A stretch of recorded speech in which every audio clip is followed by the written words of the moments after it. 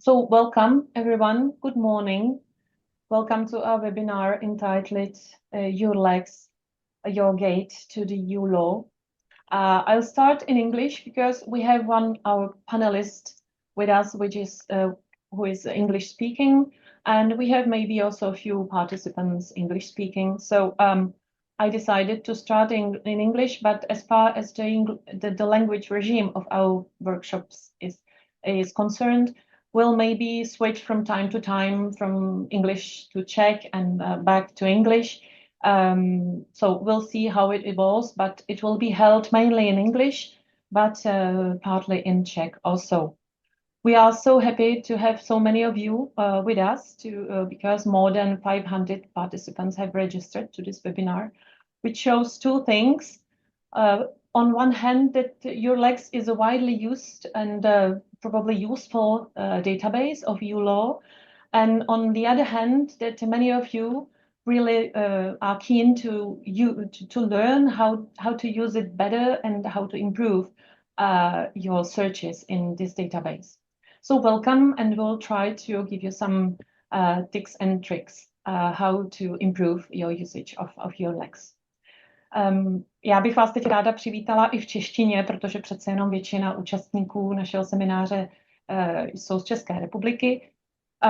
Takže vítejte, jsme moc rádi, že jste se přihlásili, registrovali v tak vysokém počtu a doufáme, že vám náš seminář pomůže zorientovat se v databázi EUR-Lex lépe a používat ji užitečněji a třeba i rychleji. My name is Irena Neškudlová. I work for the representation of the European Commission in Prague. I represent here the translation service of the European Commission, the so-called DGT, Director General for Translation.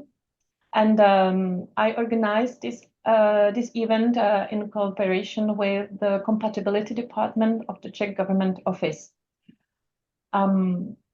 Jsem Irena Neškudlová, zastupuju zde překladatelskou službu takzvané Generální ředitelství pro překlady Evropské komise a pracuji pro zastoupení Evropské komise v Praze.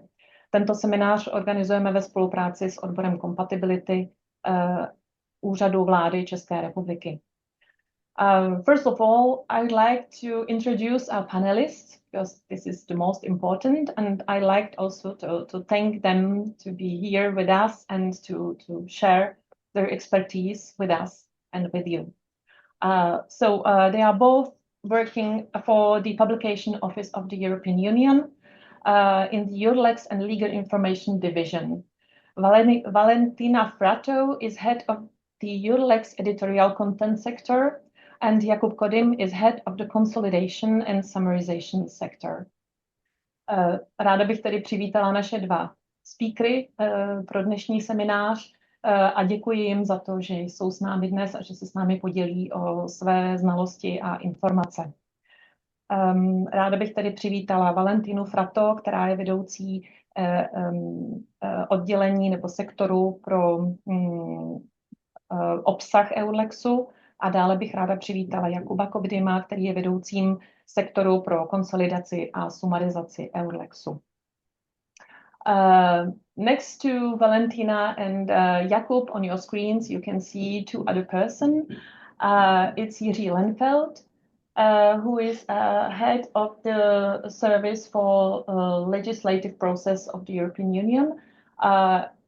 In the Compatibility Department of the Czech Government Office, and with whom I'm organizing this webinar, as well as the others from the series of webinars for the Czech public administration sector.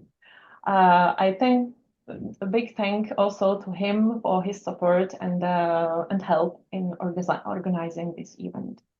Next to him, you can see the director of the compatibility sector, Mr. Dušan Uher, who is here with us as an expert who will be able to answer your questions if you have specifically questions to the compatibility sector of the Czech Government Office. Takže vítám mezi námi Jiřího Lenfelda, vedoucího oddělení pro legislativní proces Evropské unie v rámci odboru kompatibility a dále ředitele odboru kompatibility Dušana Uhera, který je připraven odpovědět na vaše dotazy v průběhu semináře, pokud byste měli specificky dotazy k odboru kompatibility. Before start the workshop, I have maybe several technical information. During the workshop, you will not have the possibility to use your camera or microphone. So please even do not raise your hand because I really can't give you the floor. So thank you for your understanding.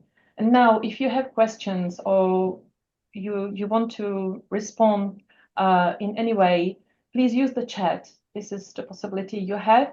I'll be here monitoring the chat, and whenever I see the questions, I'll interrupt the presentation and ask our panelists to answer them as they go along. Takže děkuji ještě jednou za to, že jste zde s námi a několik málo technických poznámek v průběhu semináře. Nebudete moci používat kameru a mikrofon, jak už jsme informovali předem. A to tedy znamená, že prosím ani nezvedejte ruku, protože vám nemohu udělit slovo. Pro veškerou komunikaci s námi používejte tady chat a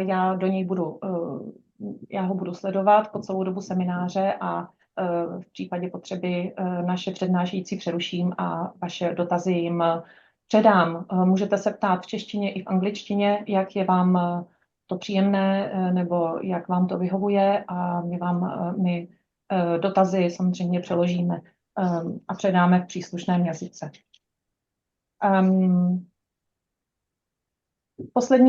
Poslední technické upozornění je, že jakmile skončí náš seminář, tak vlastně pár okamžiků poté, co opustíte Zoom, se vám na obrazovce objeví dotazníkové šetření, které není složité, není dlouhé a my vám budeme velmi vděční za to, že odpovíte na našich pár otázek, které nám umožní vyhodnotit náš seminář a případně se připravit lépe na ty další.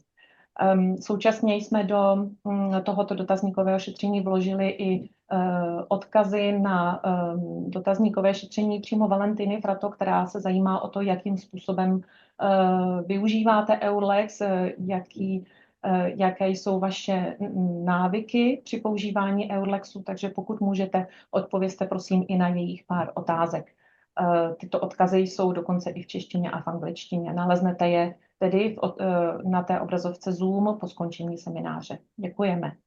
So one last point, when the webinar will close and you will leave Zoom, so a few minutes, a few moments after you leave the Zoom, there shall be a satisfaction survey appearing on your screens. So please thank you to fill it out.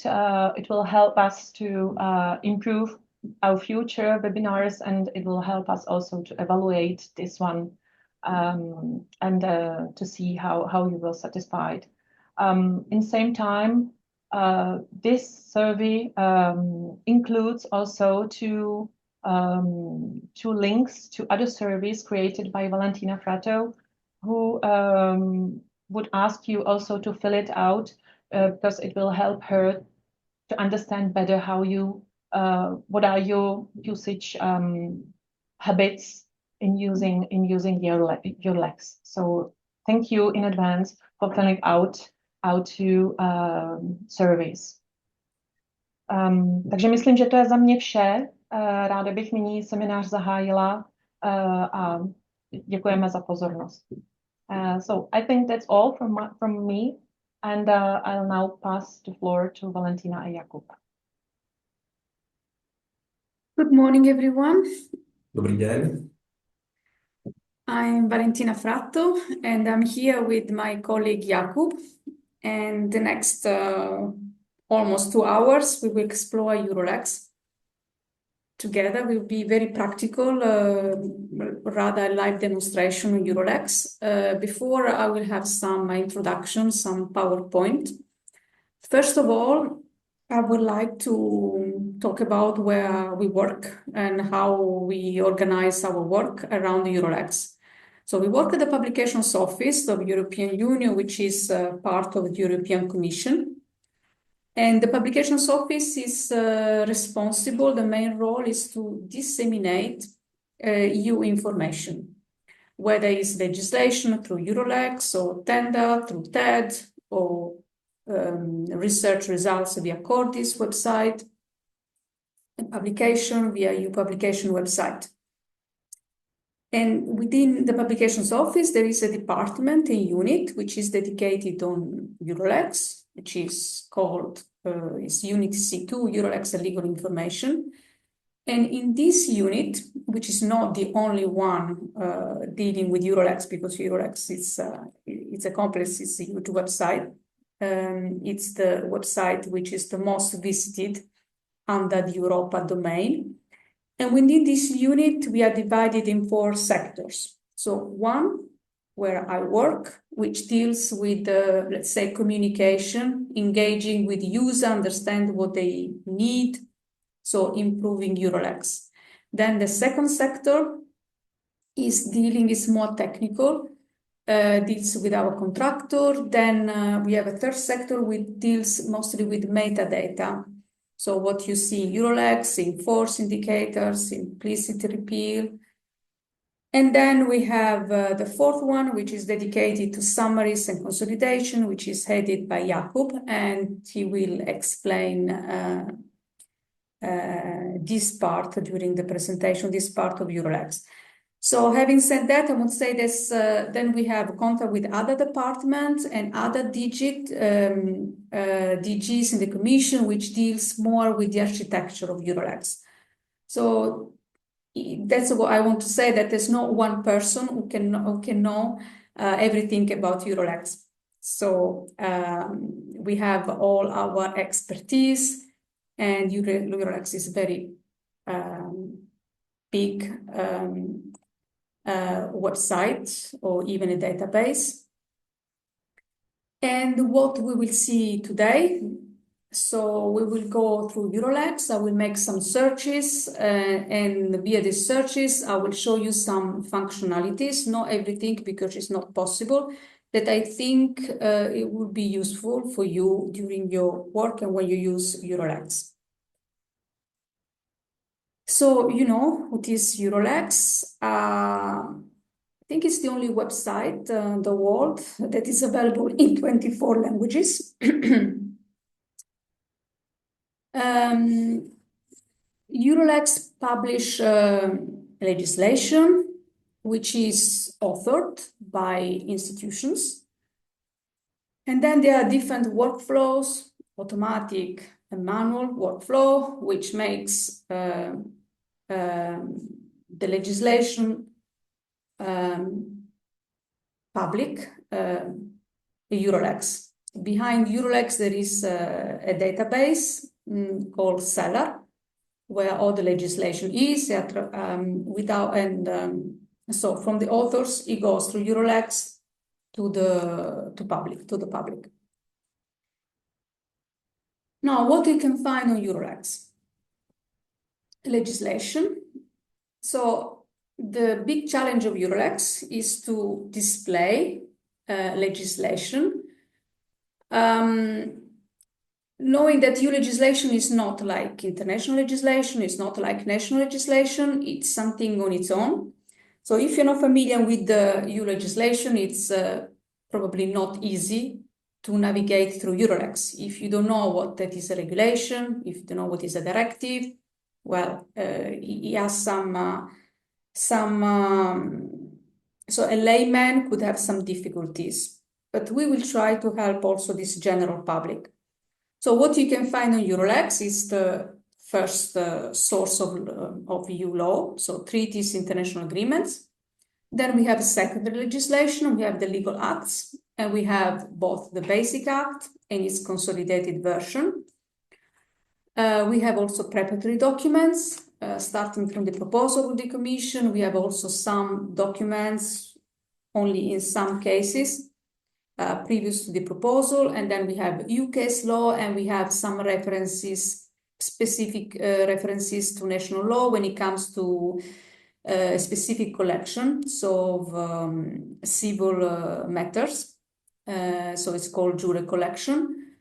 and the national transposition measure. We will see more when I will show EUR-Lex, and to facilitate understanding to laymen, but also to have a quick entry of the legislation for experts, EUR-Lex publish these summaries of acts. And what is the biggest added value of EUR-Lex? It's that you will not find only the act itself, but around the act, you will see a lot of information, what we call the metadata, like the data of the document. So every document is analyzed, and you will see a lot of information around this document. So the main purpose of EUR-Lex is the publication of the official journal. And this is even more important since 2013, because the authentic version of the official journal is the electronic one. So the one you will find on EUR-Lex, not the printed copy anymore. So EUR-Lex and access to official journal must be always available. And then you see here two screenshots. So with the official journal appears in a different way. So the first one with the blue line, this is the English version of the printed version. And then there is another milestone in the life cycle of the official journal. We have, which is 1st October 2023. And since this date, each act is published is an official journal. It's called the mode of production, it's act by act. This is more flexible. So the difference is that before, the official journal was a collection, an issue of different acts. Now each act is an official journal. So whenever it's ready, it's published. Before, we have to wait to have all the acts available to collate, to make together and publish in the official journal. So if there was some urgency of publication, then it was more difficult to include it in something which had already been packaging. And this is why from 2023 we have this new mode of publishing the official journal.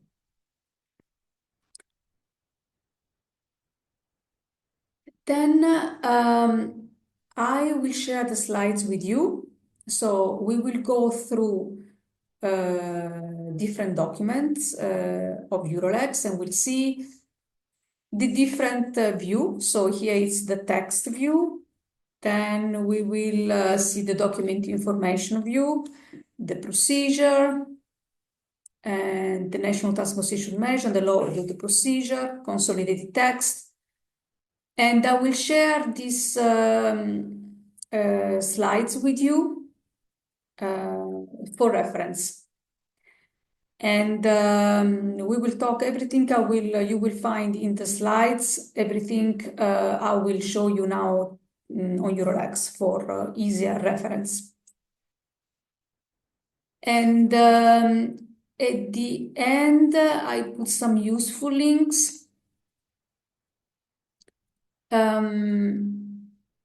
So if you have any question on EUR-Lex, on some functionalities, you can maybe spot even anything in the check document, the first contact is the help desk.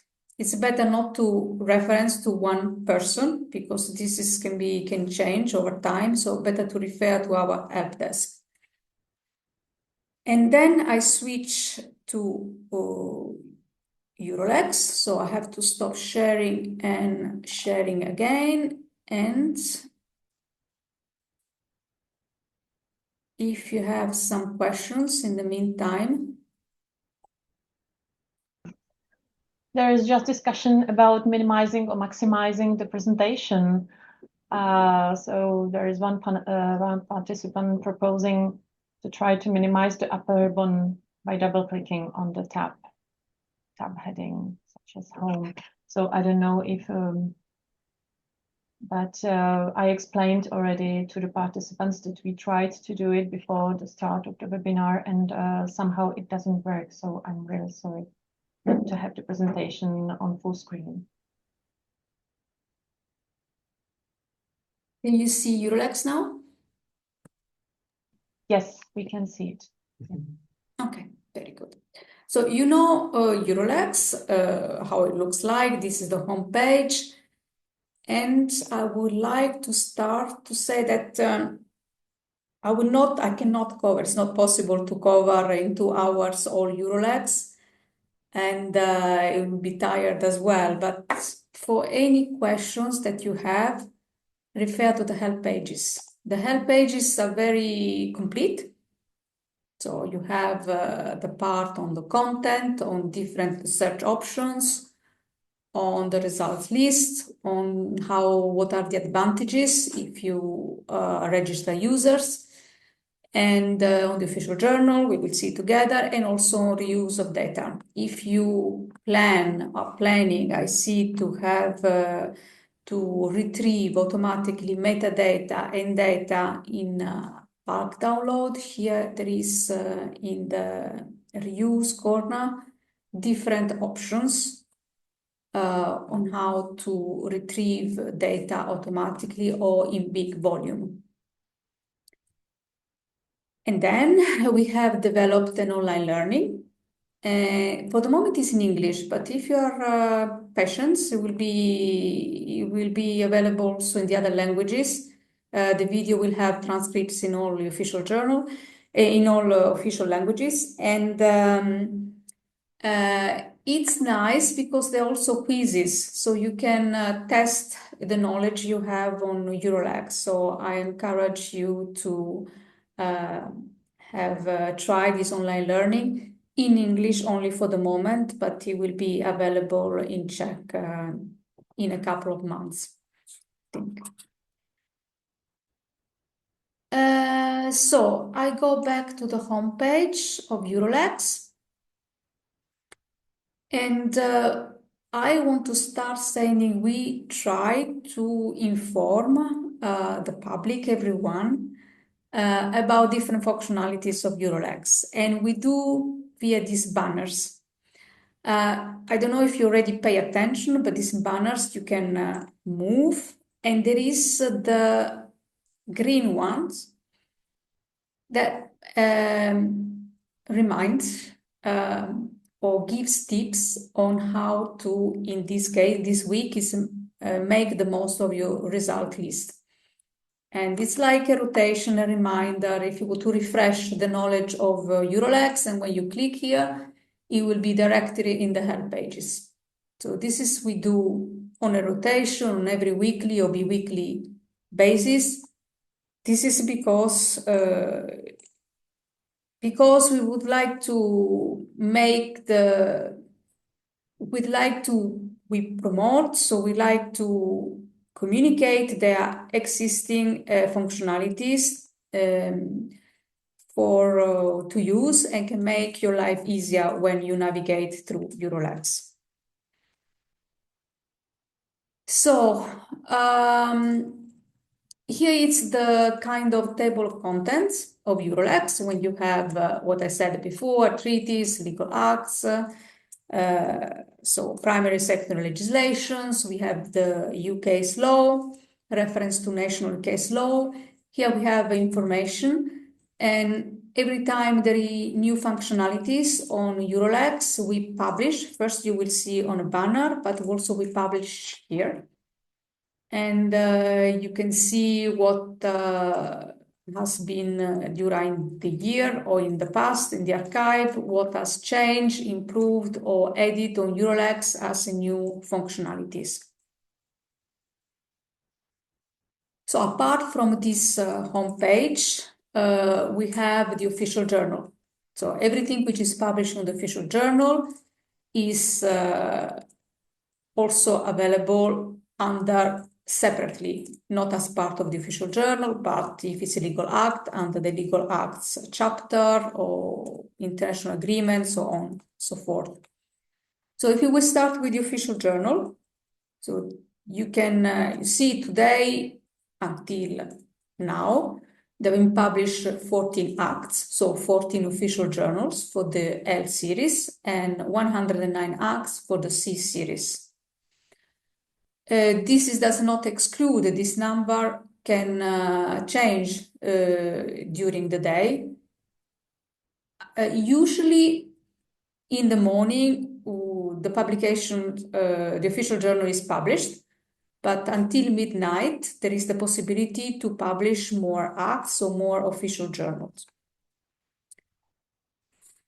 And you can follow, you can have an alert on the official journal. So how it looks like, if I click, I have the kind of main page of the official journal, where I have the recent issues, so 14 acts again, what you have seen the home page. I can go back to the official journals, for example, the first one in 1952.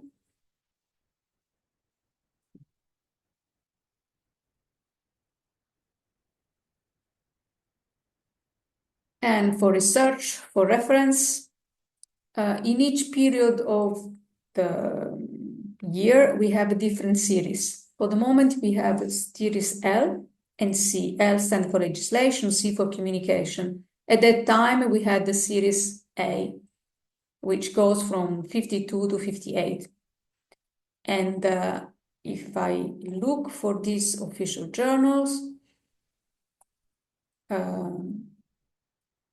they are in the languages, only in the languages of the member states of that at that time.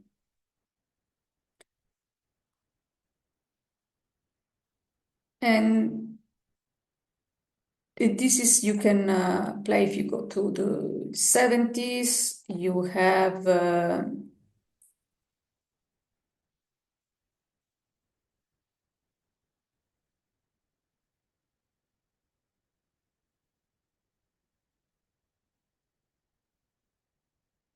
other series, which I have C and L.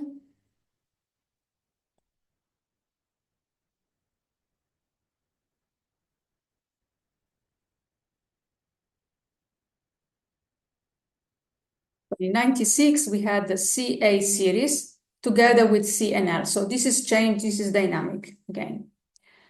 So how can you see the official journal today? Even if it's act by act, you can see what has been published during the day. For example, for the series L, you can see what has been published.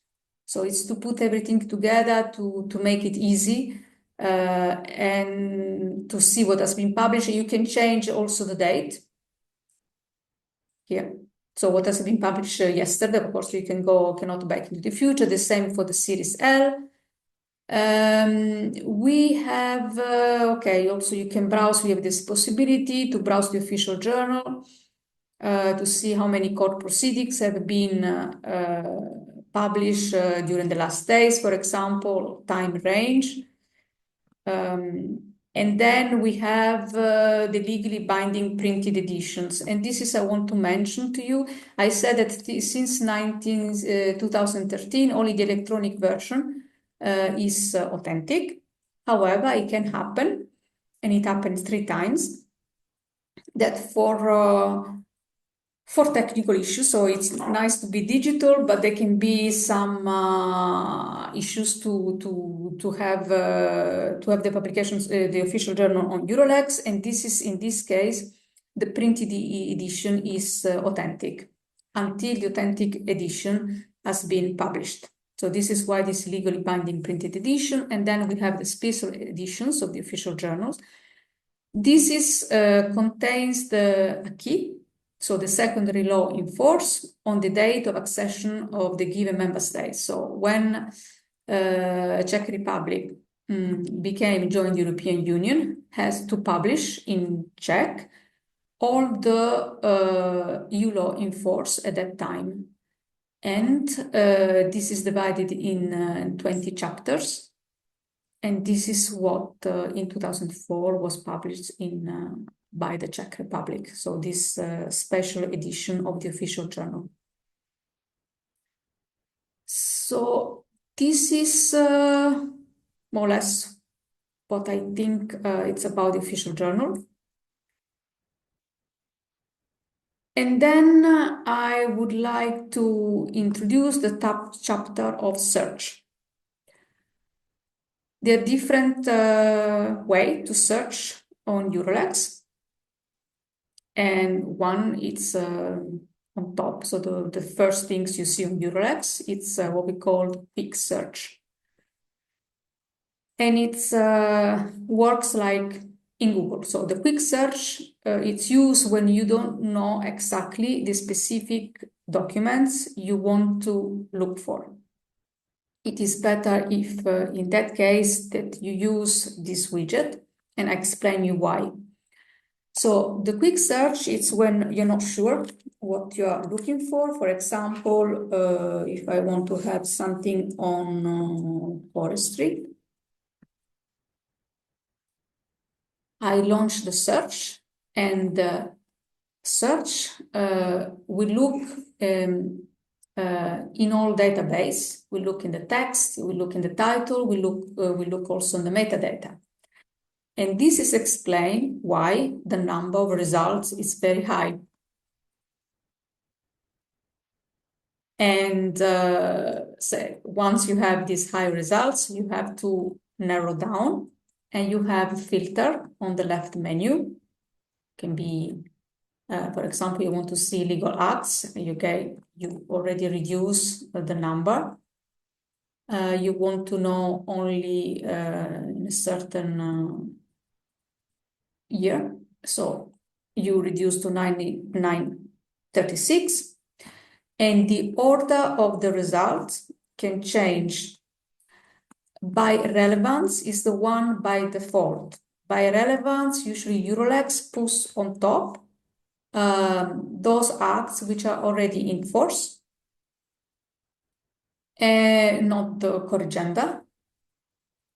If you want to have by identifier is the SELEX number, or by date, by the sector, so they start from 0, from 1.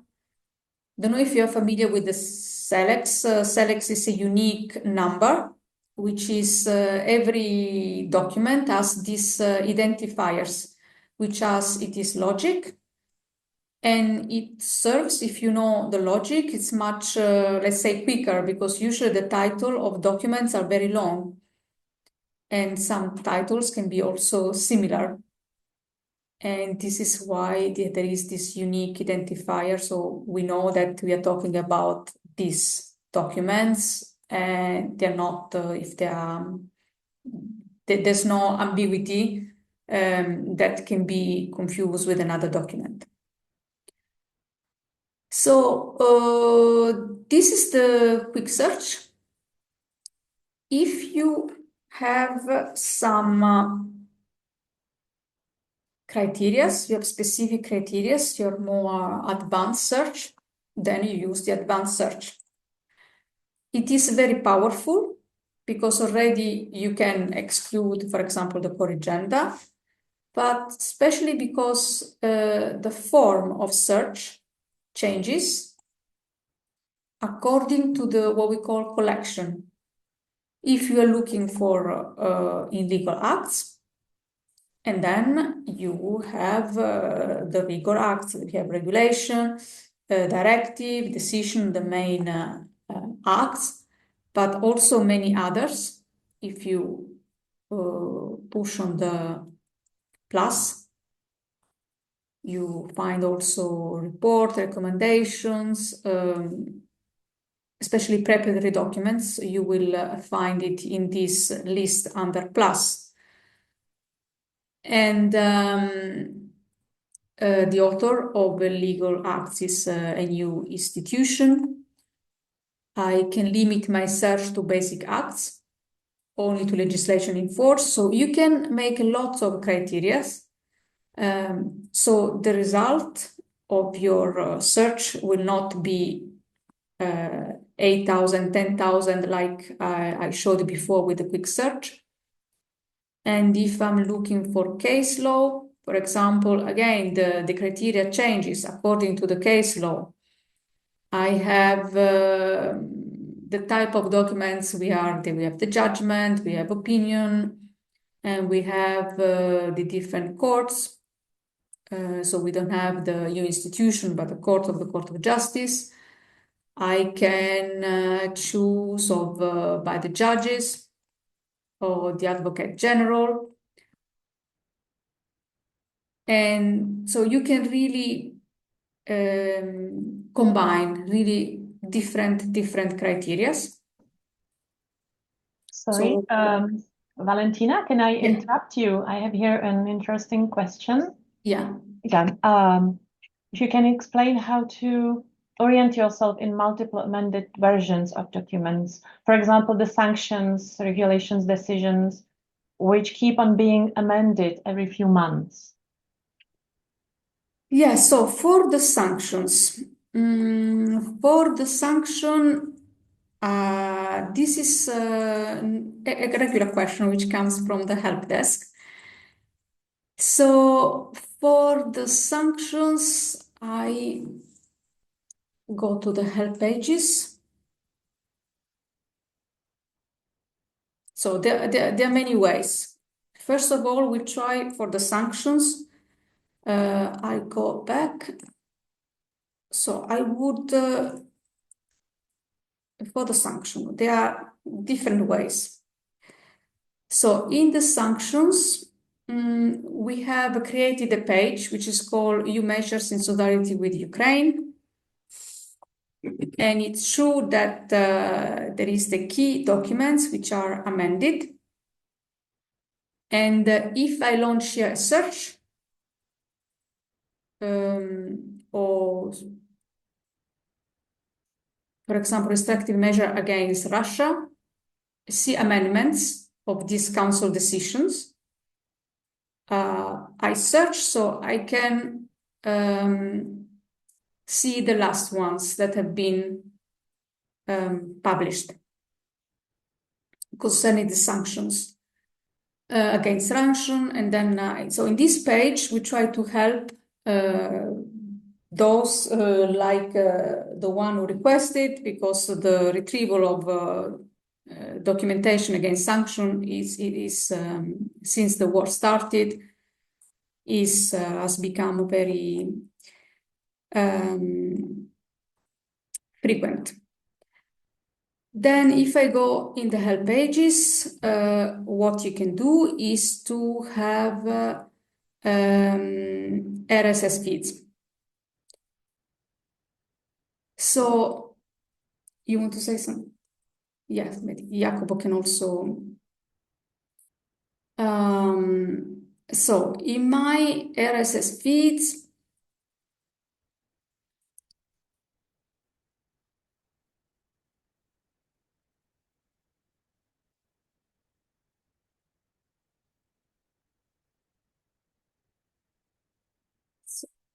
if you create RSS feeds from searches, and here I explain, there are some examples how to create an RS alert on document related to restrictive measures applied to the European Union.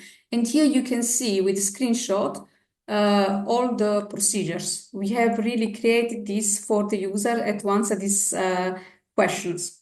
So RSS alerts is a feature that can be activated where you sign in. And to be alerted via an RSS, you have all the procedure here. This is another example, but it's always the same. So you have the answer published on EUR-Lex, where you go to the advanced search, and then you can, under the Eurovoc thesaurus, so by topic, you can select the topic sanctions, economic, all these topics, and then you will be alerted. You will go really one by one, and I will get back to the RSS feed. about the sanctions. I don't know if I answer the questions, so you can find it here. I go back under the help pages. My RSS is under the my EUR-Lex, because you have to be signed in to have to activate these RSS alerts. And you have the explanation, and which means go to the advanced search, and the advanced search to use the criteria of EUR-Lex, which is the topic I call legal acts.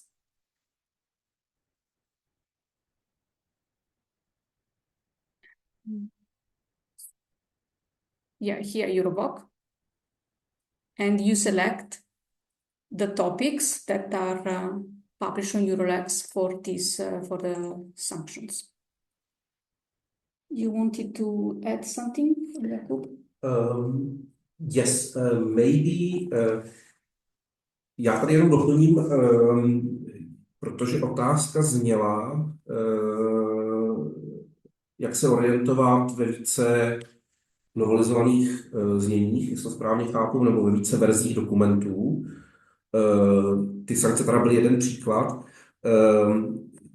Jak to probíhá potom, když se dostanete teda konkrétně už na to nařízení nebo rozhodnutí, které se týká sankcí například, nebo nějakýkoliv jiný právní akt, u kterého chcete znát ty postupně za sebou jdoucí verze, tak já to potom ještě vysvětlím v té části ke konsolidovaným zněním, ale každopádně teď bych měl teda sdílet, sdílet svůj obrazovku.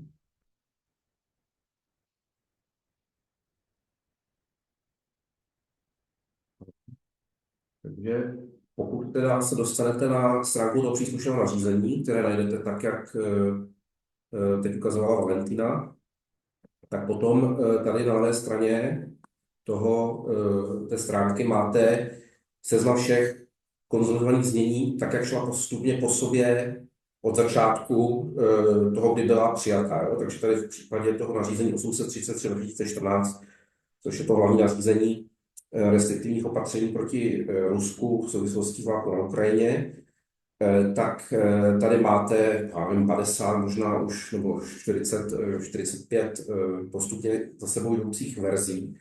A vy si z nich vlastně můžete vybírat ze stránky toho aktu, jak se na ní dostanete, tak si můžete vybírat samozřejmě v čase. Potom v té hlavní části toho dokumentu máte možnost jít na ten původní právní akt, zase se jakoby vrátit do toho roku 2014 a naopak zase v tom záhlaví máte možnost se dostat na poslední konsolidované znění, tak jak bylo publikované.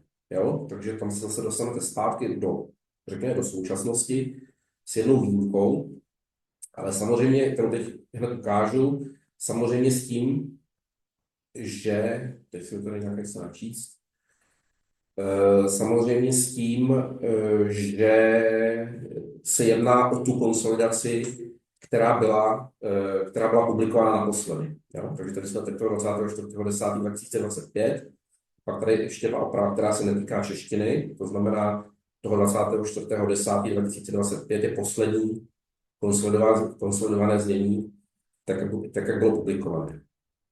Co je ještě potřeba udělat, pokud si chcete být jistí, a to byla jedna z otázek, které jsme dostali předtím, než teda začal seminář, tak jeden z účastníků poslal ty otázky, jak se ujistit, že ta konsolidace je opravdu up to date, že je opravdu aktuální, protože tam samozřejmě, vzhledem k tomu, když vidíte, jak ten dokument vypadá, to jsou tisíce stran těch všech sankcích, tak to nějakou dobu trvá, než se konsoliduje.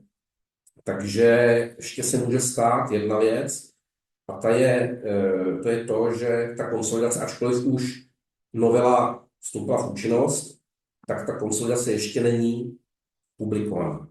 V takovém případě můžete jít na informace o dokumentu a tam se vlastně dostanete do všech metadat, o kterých teď mluvila Valentina, to znamená, tam to je vlastně celá právní analýza, veškerá popisná metadata, která se týkají toho dokumentu samotného. Takže když budete já se ještě vrátím, když budete zpátky na ten právní akt z roku 2014 a budete na informace o dokumentu, na tuto záložku, co je po levé straně, tak se dostanete na ta metadata. A tady máte vlastně všechny novelizace, které proběhly, vlastně všechny změny za celou tu dobu, kdy ten předpis je v účinnosti. A tady už jsme teda v roce 2025, teď to bylo hodně, samozřejmě, z samozřejmě důvodů. No, tady se teď vlastně dostáváme ještě k tomu případu, kdy skutečně ještě poslední konsolidace není dodělaná. Vlastně ty poslední 2 novely ještě nejsou zahrnuté a teď se na tom pracuje. Takže tady máte tyhle 2 řádky, které se tady snažím nějak zvýraznit na obrazovce. Tak máte vlastně ještě dva změnové předpisy nebo 2 novely, které vstoupily v účinnost 19. prosince, 16. ledna. To znamená po té poslední konsolidaci, kterou my jsme zatím byli schopni, nebo náš kontraktor byl zatím schopný publikovat. No a potom už vlastně nezbývá pořádně nic jiného, pokud chcete znát opravdu současné znění, i přes teda naše maximální úsilí, které tam není, prostě jít vlastně manuálně si rozkliknout ty dva předpisy, které vstoupily v účinnost později a najít si pak příslušná ustanovení, to znamená tyhle ty body v příloze 42, jestli správně čtu, a to mám tady zmenšené, a potom teda tady v příloze římská 28, celé znění té přílohy 28, a vlastně si ta aktuální ustanovení teda vyhledat a podívat se, v čem ten akt byl aktualizovaný. A ještě rovnou, když už jsem tady v tom, bych dal jeden tip. Tím typem je tady taková nenápadný link, který se jmenuje aktuální odkaz, což je vlastně jakoby dynamický link na ten právní předpis, který slouží hlavně jako záložka, teda pokud vás zajímá konkrétně jeden právní akt a pracujete třeba s jedním předpisem často někde na ministerstvu nebo kdekoliv jinde, tak si můžete uložit záložku na tenhle dynamický link a na ten potom, když kliknete, tak se dostanete do výsledku vyhledávání, kde budete mít teda jednak to konsolidované znění, to je tady to poslední z těch 3 výsledků, a pak tam vlastně ještě budete mít ty 2 nekonsolidované předpisy, které zatím do toho konsolidovaného znění nejsou zahrnuté. Pokud by žádné takové předpisy nebyly, tak by vám ten dynamický link rovnou vyhodil to konsolidované znění. Jo, to znamená, že tohle je vlastně ukazatel toho, že kromě té konsolidace tam jsou ještě 2 předpisy, které do toho nejsou zahrnuté. To je teď taková dočasná situace. My teď bohužel se nám to nepodařilo stihnout před prezentací v České republice, ale v nejbližší době, předpokládám do několika týdnů teď v únoru, budeme zprovozňovat funkci, která tuhletu informaci, že jsou určité předpisy, které zatím nejsou zahrnuté do toho základního předpisu nebo do posledního konsolidovaného znění, ta se objeví přímo v tom záhlaví toho předpisu. Jo? To znamená, že až si za měsíc, doufejme, nebo za 6 týdnů nejpozději otevřete takhle ten předpis a podíváte se na kterékoliv, nebo řekněme pro jednoduchost, když se podíváte na to poslední účinné znění konsolidované, tak v tomhle místě, kde teď máme to zelené světelko, že to je v platnosti, tak v tomhle místě bude upozornění, ten a ten akt prozatím nebyl konsolidován a vlastně ten link budete mít přístupný už v tomhle místě, jo? Takže to bude trochu viditelnější. Ten výsledek bude stejný, ale bude to, řekněme, přístupnější a bude to transparentnější pro uživatele v tom, že tam v tom místě uvidíte, že ta konsolidace ještě není úplná a z nějakého důvodu tam jsou ještě nějaké předpisy, které zbývá konsolidovat. Thank you, Valentina. Okay, I understood only my name, but So the answer is is answered. Thank you. The request of. I think I covered also a big part of the consolidation chapter, so it will be shorter later. Yeah. So I go back to the English interface, and I see also the time is running. So I think your Czech intervention was very appreciated. It's even hearts. So I mind of the time, so I go back to I continue with the searches option. And so we saw the quick search, we saw the advanced search. There's also a possibility to browse. It's not really a search because it's already made by institutions. If you would like, for example, you are interested in the production, the legislative production of the parliament, which are regulation, you can directly launch from here. And is the same for EUR-Voc. EUR-Voc stands for European Vocabularies, and it's a thesaurus. And for example, if you would like to know, so it's different categories of legislation are tagged with this European thesaurus. If you want to know what has been published, for example, on criminal law, and then you go even deeper and about offenses, you search from here. You launch the search from here. This is why we browse by, we don't search, and then you have all the results, all the documents that have been tagged with offenses, a criminal law offense.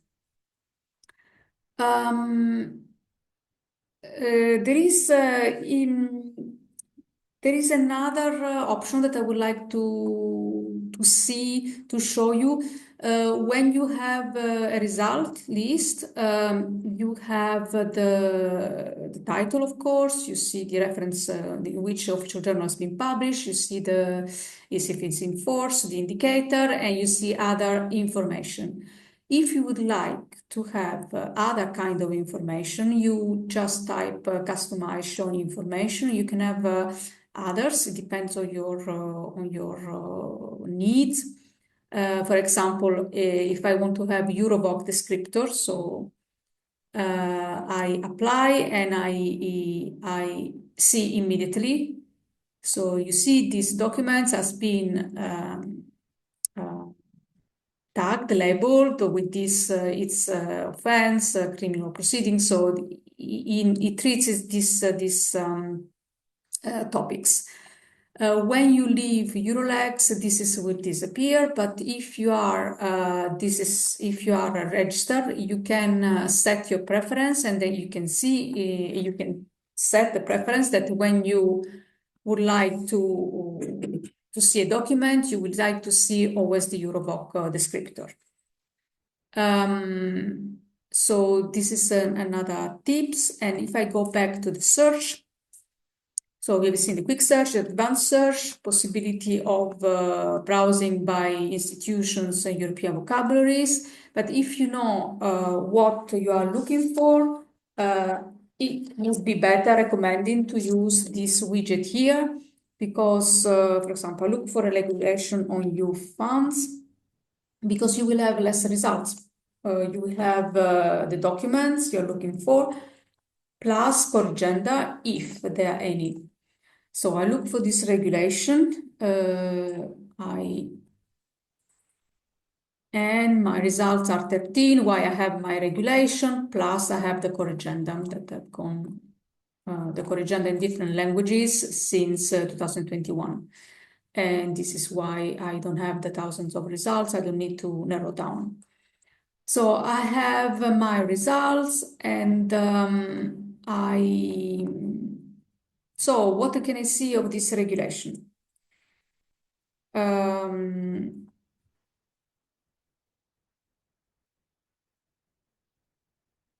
So this is what we call text view, and there's a lot of information about these documents. I have also, I can perform some actions, and they are gray now because these actions in gray are for registered users. If I register, so hopefully the cookies, yes, remembers me, they appear in, they're blue now. So, and this will go through this, and also I wanted to show that now it's not magic. I have another search, it's the expert search. This is only for registered users because it's really for expert. With this expert search, you can combine all possible metadata that you have for each document. You can combine, and then you use this called Boolean operators. And so you can really, it's even more powerful than the advanced. The advanced search is already more, very powerful, but this is even more. But this is really for experts, so it's not the topic I will not cover here in this. Yeah, Valentina. Yeah. Can you please try to get rid of those gray boxes because we can't see clearly the everything on the screen. You see now you can still see these boxes? Yes, we can still see them. Yeah. Yeah. Mm-hmm. What would it be? Because I see Jakub's what you mean, but I don't see. Mm-hmm. I can stop sharing again. I'll try. Okay. And in the meantime, I have a question from one participant about a time frame for when the consolidated version is made available on EUR-Lex after the amendment is adopted or published. Yeah, you can answer. I see you still have the web box, yeah. the web boxes, and if I Okay. Já teda zatím odpovím na tu otázku ohledně lhůty pro konsolidaci. My máme, já bych uvedl opravdu míru, co říkala Valentina o tom, že EUR-Lex je vlastně takový stroj na zpracování toho, co posílá někdo jiný a zprostředkování klientům, protože konsolidace je jedna z výjimek. Konsolidace je vlastní produkce publikačního úřadu, respektive zhotovitele, dodavatele, a tam je týdenní kapacita 65 000 stran, což odpovídá několika tisícům nebo několika desítkám tisíc pozměňovacích instrukcí v legislativě ve 24 jazycích, což samozřejmě velký objem práce, takže sice máme těch 45 dní, ale skutečně, jak tady pan Havrlan píše, pokud je nějaká priorita, někdy publikujeme dřív třeba anglickou verzi, taky bývá k dispozici dřív XML v formátu teda Formex, což je taková derivace XML, kterou používají evropské instituce, a v HTML. PDF potom přichází o něco později, většinou tak o týden až po 10 dní později. Takže úplně obvyklé to není, na co se ptáte, ale stává se to, že je aspoň ta angličtina, aby členské státy mohly začít pracovat aspoň v té lingua franca, to znamená v angličtině, než bude k dispozici znění teda v tom jejich národním jazyce. Co se týče teda toho nařízení o odlesňování, tak na to se budu muset podívat. Teď bohužel takhle z hlavy nevím. K 1. lednu bylo hodně novelizací a ještě předtím bylo hodně sankcí, to znamená, že na trošku narostla ta nespracovaná kvanta konsolidace, takže ještě všechno bohužel k 1. lednu konsolidované není. Možná, kdyby se pan Havrlante poslal na ten helpdesk, nebo případně mě, na sebe kontakt, tak my vám samozřejmě můžeme dát vědět konkrétní datum, co máme teď v pipelineu od našeho kontraktora, ale možná teda ještě k tomu doplním, zase potom ušetřím trochu čas v té další části. Jak jsem říkal, tam je ta velká kapacita těch 65 000 stran, samozřejmě někdy ten kontraktor stihne udělat i víc, ale taky není samozřejmě nafukovací ten tým u nich, což dají desítky lidí. A to znamená, že teď v současné době s tím Formexem, s tím starým XML, se konsolidace dělá vlastně úplně ručně. To znamená, samozřejmě tam jsou nějaké automatizační mechanismy pro více jazyků a tak dále, ale v zásadě to probíhá v podstatě ručním zadáváním do té dosavadní konsolidace, plus teda samozřejmě všechna metadata. A tahle práce nějakou dobu trvá. Velký projekt celé Evropské unie, nejen publikačního úřadu, je přechod na nový formát Akomantozo, což je taky XML, ale má trošku jinou architekturu. A zejména pro konsolidaci to bude velká změna, protože ta konsolidace potom bude probíhat mnohem automatizovanějším způsobem. Samozřejmě tam je hodně externích faktorů, nebo respektive interních faktorů z vašeho hlediska, to znamená, jak se domluvíme mezi komisí, radou, publikačním úřadem, parlamentem, ale samozřejmě na spoustu faktorů my jako publikační úřad nemáme takový vliv, takže doufáme, že to Akomantozo bude zavedeno co nejdřív, a to znamená, že to hodně urychlí jak konsolidaci, tak i funkce, které budeme moci nabízet na EUR-Lexu. Každopádně v současné době ta konsolidace probíhá tedy, jak jsem říkal, kontraktora, abych odpověděl i na otázku, kterou jsme dostali před seminářem, tak samozřejmě potom probíhá validace technická, probíhá validace jazyková, která se dělá teda samozřejmě namátkově, a probíhá celková kontrola kvality a taky ještě zpětná kontrola konzistence, pro kterou se používají nástroje, řekněme, trochu prehistoričtější, funkční, nějaké zorkování, a postupně zavádíme taky konzistenční kontroly pomocí umělé inteligence. Děkujeme. Thank you. Thank you, Jakub. And there is another question: if the Court of Justice repeals a provision of a directive, is after the consolidated version of this directive published? It is not. This is due to the consolidation rules, because we are currently, let's say, allowed, or our rules allow us to consolidate what comes out of the legislative process. And we are aware that the fact that court annulments or repeals or whatever other interpretations are done affect the law as it is in force.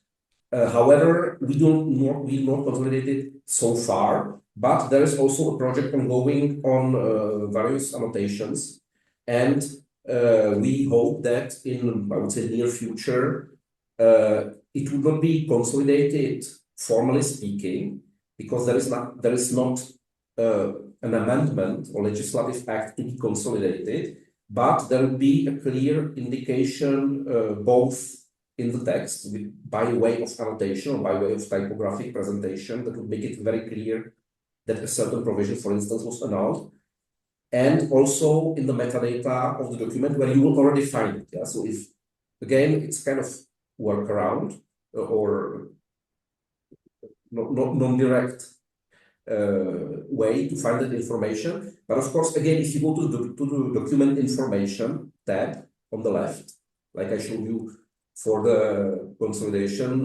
info, so if you go to this document information, and there is a provision that has been anyhow affected by a ECG court decision, by judicial decision, it will appear in the list there. So there will not be indicated modified by, pozměněno tím a tím, but there will be indicated annulled by, and there will be the reference to the court procedure and to the judgment.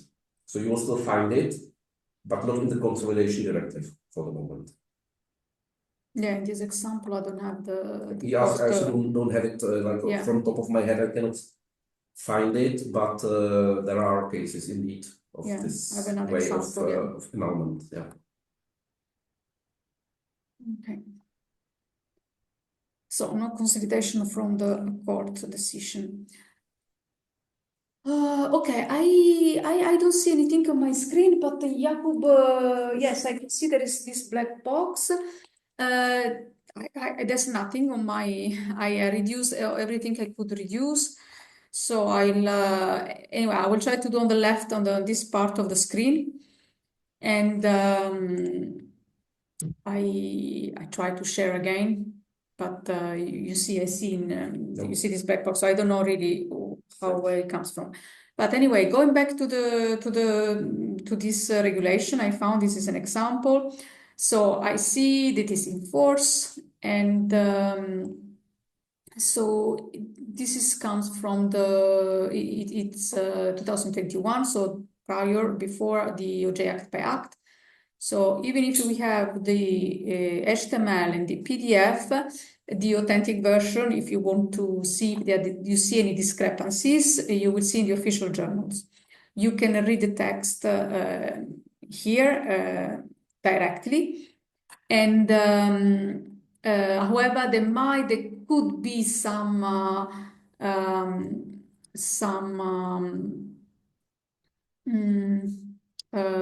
conversion problems. So if it's not in the content, but for example, in language, some vowels with accent might appear wrongly. This is a problem with conversion. So refer always to the official journal, to the one published in the official journal. So this document is it's long documents, and you can have an overview if you have this table of contents. So in this, you have the structure of the documents. And for example, we have many acts, or if you want to have the definitions, by clicking on this table of contents, you can navigate also through the jump. You can jump from one part of the others in the document, which is long with these articles and many annexes. You can do it from here, from the table of contents. And then I don't know if you know, but this is a very popular feature, so I think you know already. It is the multilingual display. So you have the possibility to have your documents. This is a long document in English, because I'm at the English interface. I can have the Czech. Here is the Spanish, and I can display the language. So if you are working different language, you have one next to the other. And for easy reference, we have the French. And this is what you see in the text view of the documents. I go back to the unilingual display.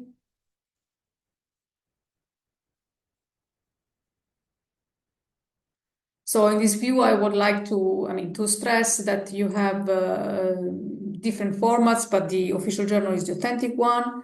Then you have the multilingual display, and then you have the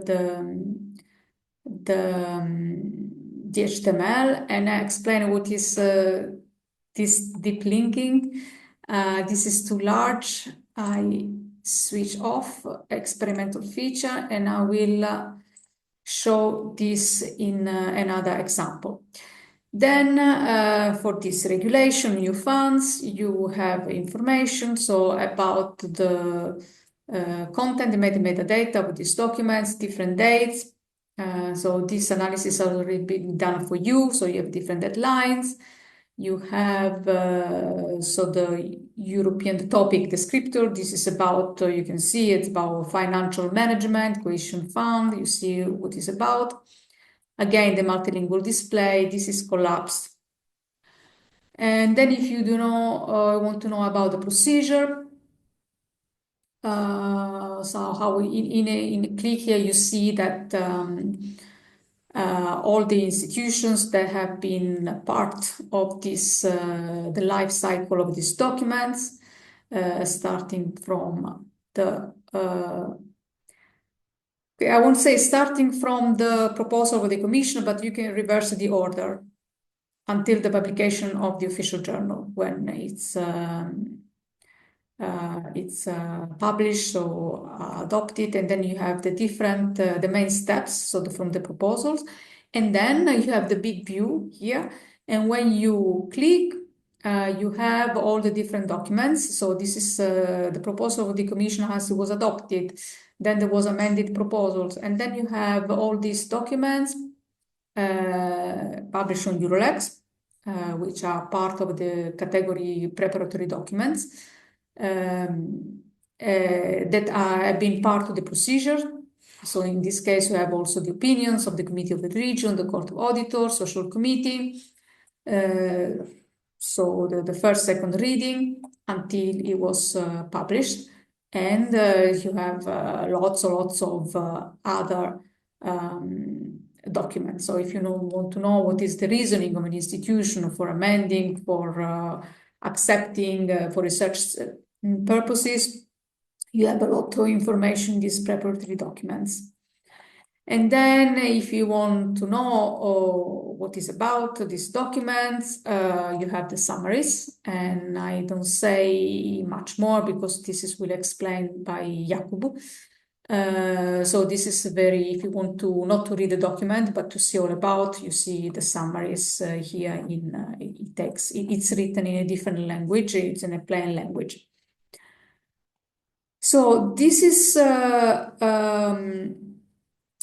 what is about documents. Then I would like to share with you some other information about functionalities you have assigned in, and about the experimental features, which is deep linking. So I have another example, which is a directive, because I wanted to show the national transposition measures.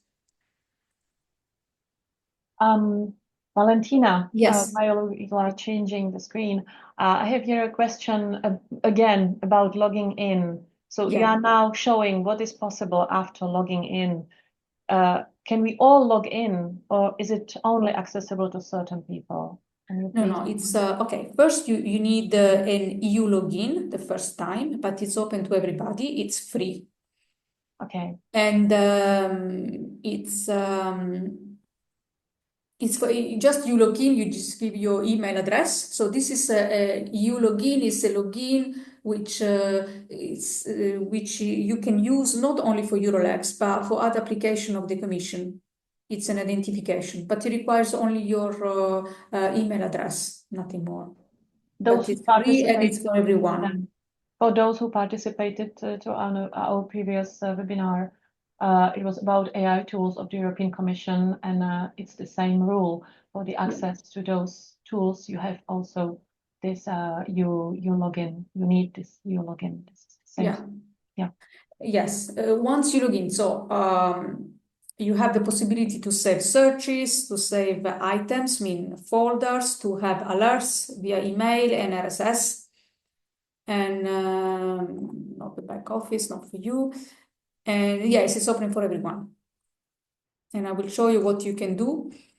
So first, I go to this directive because I wanted to show with this directive. Because you have also access to national transposition measure. So you have the same information you had for the regulation, the text, the information, the procedure, and in this case, the transposition. And I don't know if it's something new for you. This gives an overview how this directive has been implemented in different member states, what was the deadline, transpositions, and how many acts have been adopted at the national level to transpose, to convert this directive. And for example, in Bulgaria, you needed only one national act because probably was already part of the national law in Bulgaria, but 96 in Czech Republic. And I see that there is a lot. It was just a coincidence. This example, I see that you can see the difference, how in Ireland only one, but the Czech Republic has really the record. It needed to transpose 96 acts. And if you want to know which one, you have the information about where it was being published and the name of the acts. For recent transposition measures, and if the member state agrees, you can have also the text of these national transpositions accessible on EUR-Lex. Okay, for example, here for Spain, he published the PDF of this Spanish act. So you have the PDF. It will be in Spanish, and you can have any translation tool. This makes easier, and you can have the PDF or let me increase. The PDF again. You can have also a link to the national website. So this is to make it faster to find the national transposition measures. So you have the overview and you have the machine translations also. And for example, you can translate the title first. And then once you have the title, you can select which one is interested. I mean, I don't speak Czech, so I can say, okay, I'm interested in this, so I launch this. I go to I'm directed to the Czech website, and then I can use the translations. So this is how it works to facilitate access also to national legislation related to EU legislation. So I'm sorry to interrupt you, Valentina, again. No problem. I have another question. How do you use the permanent link? How does it work?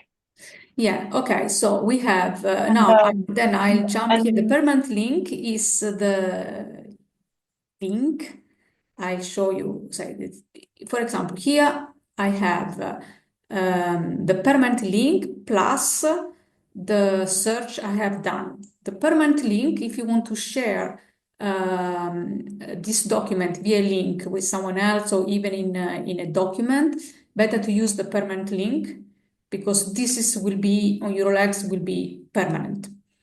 And this is the permanent link to this to the page of the national transposition measures. The up-to-date link is the link to the latest consolidated version. Maybe, yeah. So this is it's then you copy and paste. This is the use.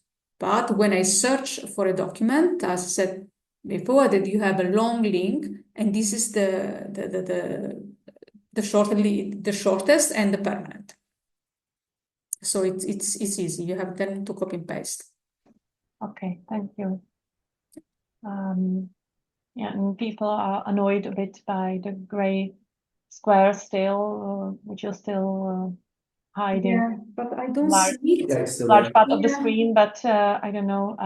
Maybe there is no solution to that. I don't know. I can try to change. I can go to my laptop. The only thing I can do to try if yeah, is this maybe it's making it? Is this menu that is closing it actually? which menu? That you had open. Oh, okay. It's reduced. Can you still use the black box? Yeah. And but I don't see it, so really I don't know what to do. I see Jakub's PC. I know what you mean, but there's nothing. Yes, it's very unfortunate, but I really don't see it. I don't know what I can do. I mean, I can try to leave EUR-Lex. And I do it again, but what can be? Yeah, maybe it's this one. But why? Please move the window away from the show. Okay. Which windows? You can see EUR-Lex, so you can see this black box. The black boxes are all other screens or boxes that do not belong to your browser window. But we don't have it on the screen itself. It's just on the. Yeah, I don't see anything. Yeah. Somehow. Yeah. Okay. So I don't know. Maybe leave it like that and continue the presentation because time is running and yeah. Yeah, I'm really sorry, but this is yeah. So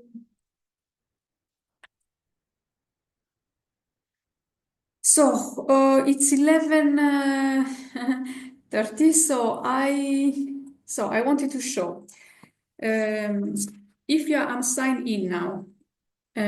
So I want to have something on EU funds.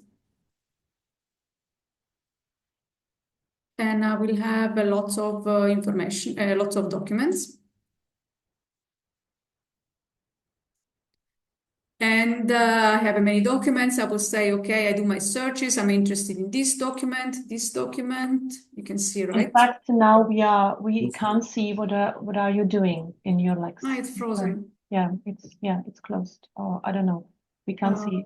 If I use your PC, I switch and I go to, or maybe I don't change position, I just move your computer. And I use Jakub's computer. So Yeah. It's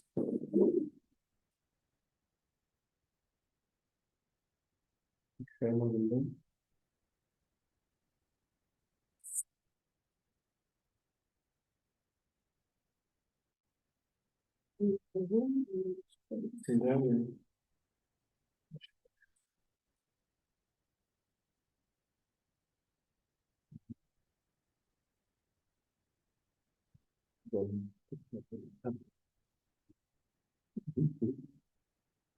check on this here.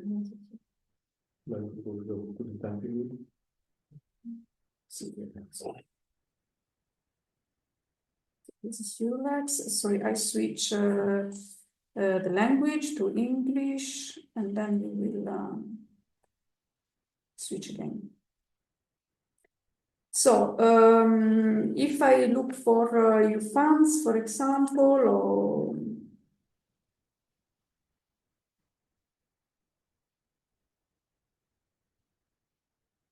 and I have lots of results, and I want to share these results because I'm working in the team, and I said, okay, I'm interested in this in these documents, but now I don't have the time to look for them or to go through them. I just see that for the type I'm interested in. What I do, I can create my own folder within EUR-Lex if I'm signed in. In fact, I'm not signed in. So if I save my items, I save it, and they would say no, because I have to sign in. And now I not signing? No. Let's for the moment, okay. No problem.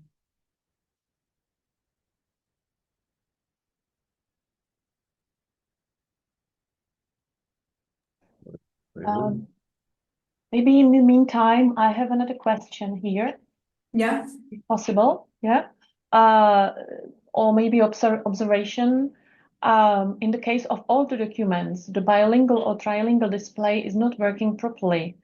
The row of text in different languages are mixed and is hardly usable. A good example, the user gives an example of an act, of a specific act where this appears.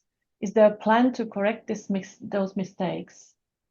So the multilingual display in some case does not work well, and the reason is technical reason. Yeah, they are not in a Yes, row. they're not aligned. Yes, they're not aligned, and this is probably due to the fact that this document is not a recent one, and so there is a discrepancy about the document at a certain time, which was produced in a certain format, which is not anymore. The format is not used anymore. And the language we are using was not a language used officially at the time of this document. So the format of the original form of the document is not the same of the format when the language you are using, your multilingual display, was official. So because of these discrepancies of format and language, there are these discrepancies. Yes, we are aware of it, and we are need to use to overcome this technical issue of the formats with ELI identifiers, where the part of the document, so which is an article, is a paragraph, is subdivided and identified with an identifier. There is a lot, but this is due to this long time of existence of EUR-Lex, of EU legislation, different languages, and technology evolves also. So yes, there is plan to do it, but this is why it happens. Yeah, because these old documents have been converted in other format, but conversion always you lose something, and this is why. So there is no remedy to it. There's no there's no tips, no. This is okay. for the moment. There must be something, much more. As a user, you cannot do anything, but as behind us. And so thank you. And another observation, recently we had repeatedly problems with viewing EUR-Lex and immediately finding the text of legal acts. Despite it being the official, authentic and legally, it happens to me and my colleagues a few times monthly. Has this issue been identified and is there a plan to solve it? So there were problems with the searches. So if I understood correctly. Yeah, find the text of a legal act, which is really official, authentic, and legally binding. But because of EUR-Lex unavailability, or because it was not on EUR-Lex? There were no possibility to view it in EUR-Lex, and it was not caused by internet disruption, for example.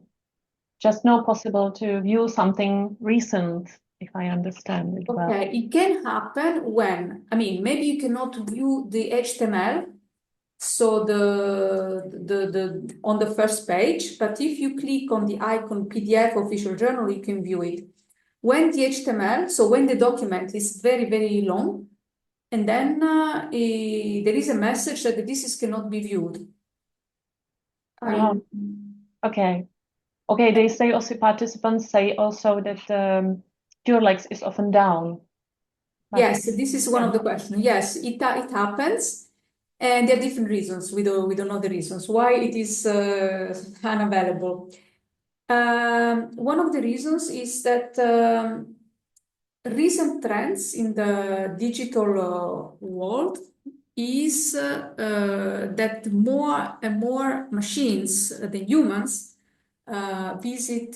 consult EUR-Lex or extract the information from EUR-Lex.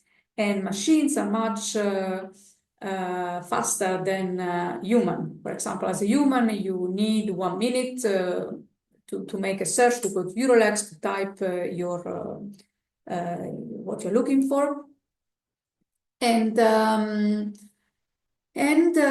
machines are makes less than seconds. So in a minute, you have, instead of humans multiplied by minutes, you have lots of requests at the same time. And this is, yes, stress the service. Okay. So you mean machines like ChatGPT or another? No, it can be, okay, if you are artificial intelligence with training is trained on the basis of EUR-Lex, this is can be one of visitors, or if you use automatically, you have what's called an API, you go to the interface to extract, you can program a machine, a bot, to enter, not as a human, but as a machine, but you're very quick, to enter content, to extract content from EUR-Lex. So this is done. If there is, in 1 minute, there are many requests of this time, yes, there is, unfortunately, there is, EUR-Lex cannot handle this request. There is another portal, the publications office manages, it's called OP portal. It's on the footer of EUR-Lex. I show you here. It's EU publications, and there you can find also EU legislation. This is another. You can go in applications, because the database behind EUR-Lex and behind this OP portal is the same. So we have the same database. You can, yes, not the same functionality as EUR-Lex, but you can, I don't know where did I found OP portal. Here, there is this website you will find, and then you see EU law, in fact, which goes to EUR-Lex. But for the publication, yeah, if you type your directive or the official journal, we always EUR-Lex, even if it's down, the access to official journal is given. It's not. Yeah, in fact, the question was more about if the publication office is about to do something with this problem, for example. Of course. Increase It's under the radar. Yes, of course. Yeah. Okay. Yeah. So but we noticed this. Yes. Okay.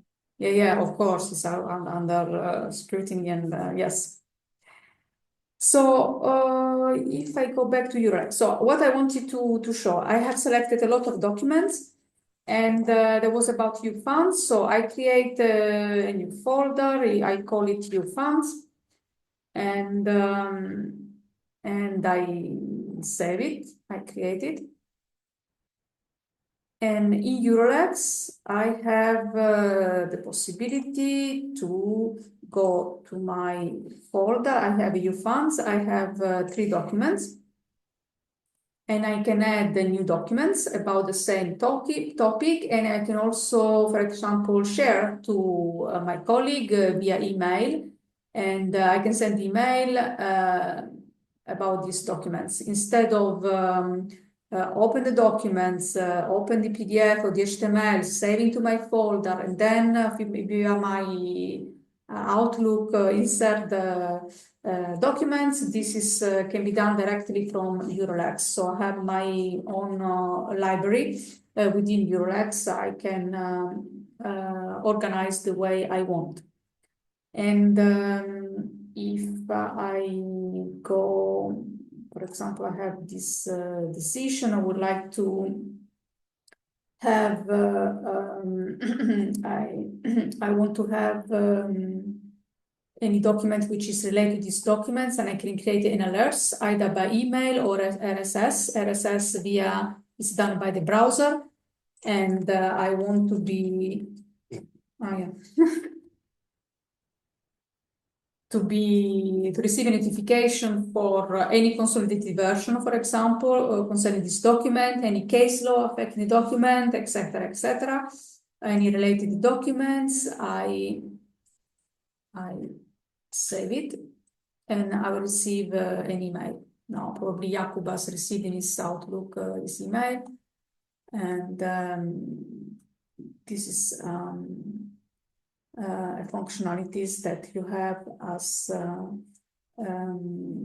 registered users. So you can create these folders, you can have an alert, and then you can set your preferences. For example, when I do the multilingual display, I would like to see only my 3 languages. So always check this. You will find which languages, the preference, as in any website, you can set in advance your preferences. For example, when you look for the official journal, you can see I want to see 10 official journal or 20 official journals over the day. This is for the official journal, and you can have also different settings. Yes, okay, Valentina, this is so the difference between the general public search and the search under the EU login portal. This is the reason or the difference in the quality in the search. No, for the quality of the search, no, it's the same search. You have more functionalities, but the results of the search are the same.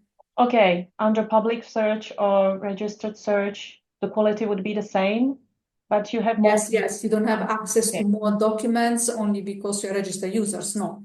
Okay. For example, if you can export as a registered user more documents. You can export until there is a limit in megabyte. If you're registered users, you can export more documents. So when I export a list of documents, I can share again to colleagues via email and then export more. But as a registered users, yeah, you have the same searches, yes. You don't have, I had to, if EUR-Lex is unstable, is unavailable, it doesn't mean that as a registered user, for you, it will be available. No, it's if there is under stress, it's under stress for everybody. Okay, thank you. Yeah. And another question, how to find implementing regulations whose names and numbers do you not know for a specific legal regulation? How to find implementing regulations. So to find the implementing regulation, so you don't know their names, for example. Yeah. But if you don't know the names, so implementing regulation, you can look for all the implementing regulation. For example, if you go to legal acts in the advanced search, and then type of documents, you have the implementing regulation. And then if you would like to know the topics, so you click on the implementing regulation, you go to the EUR-Lex thesaurus, and then you search on which fields, and then you narrow down the implementing regulation regarding, I don't know, trade. Have I answered the questions? Yeah, probably. In fact, the participant asks for a specific regulation 2024-1735 EU. So if you can give this example, regulation. And he cannot find the regulation? Yes. How to find it? Yes. 2024/1735 EU. So 20 is from 2024. Yes. 2024, can you stop? This is not my thing. And 2024. the number is 1735.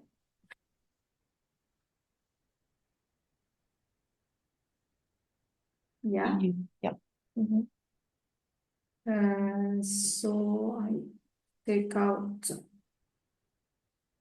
EUR-Lex. Yeah.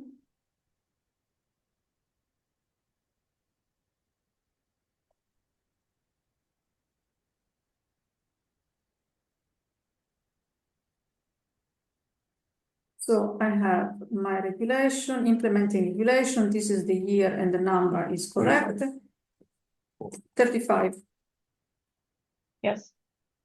No, 35. 35. Yes. 35. Oh. And I launch the search.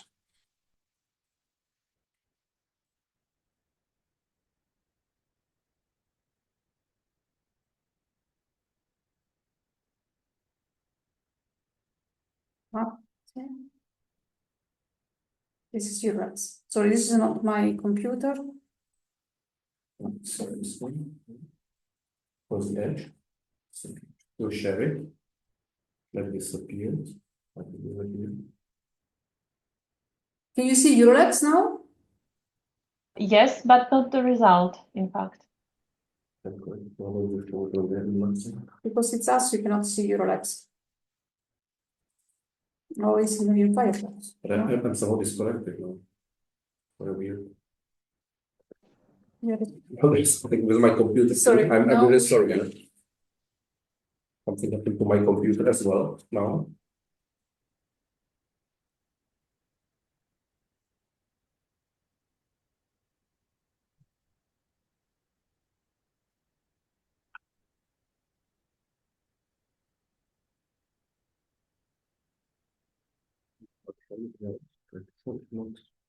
Yes.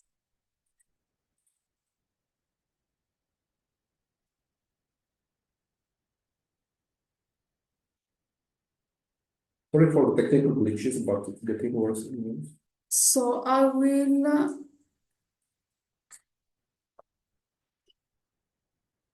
share mine now.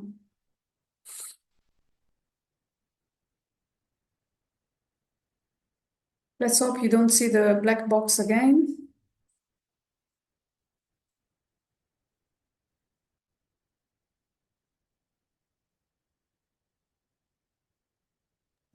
That's good. We can see it. It disappeared. It disappeared.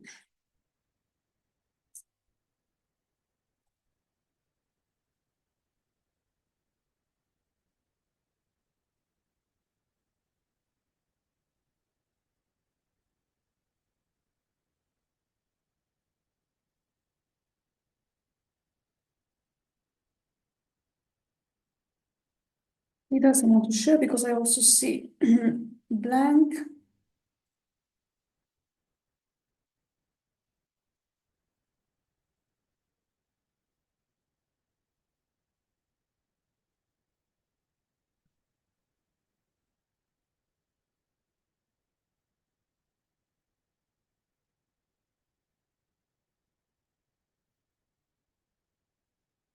Can you see EUR-Lex now? Not yet, no.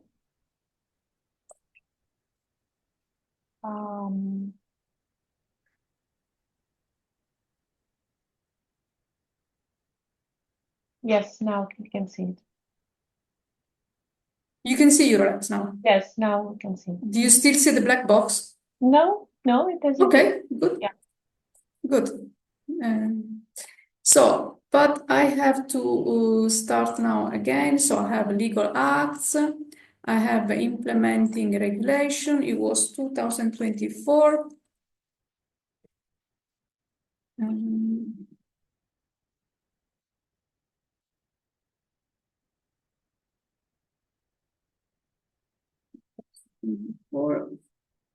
And sorry, can you say it again? 1735. Okay. 1735, yes. Okay, let's see what it gives me. Search found, yes, you'll find. And it really exists, this implementing regulation. It exists. Yeah, apparently, yes. According to the Yes. user, yeah. Where did you find Jakub? Google. Google. Okay, you find it. Yeah, it's here. Basically, if I may, I think the question was much broader. The question was how to search for all implementing acts, like both regulations, directive related to a legislative act. So how you can search for all implementing acts if you don't know how many are there. So what I would do if I would go to, I don't know if you have the regulation, I would go to the relation, document information, relationship. And there I found the relations of implementing regulation. I can also have an alert. So I don't know if there is, we have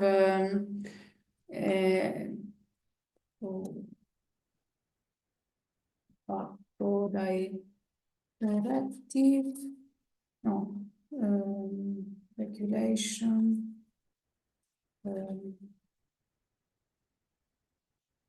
I found, I have this one.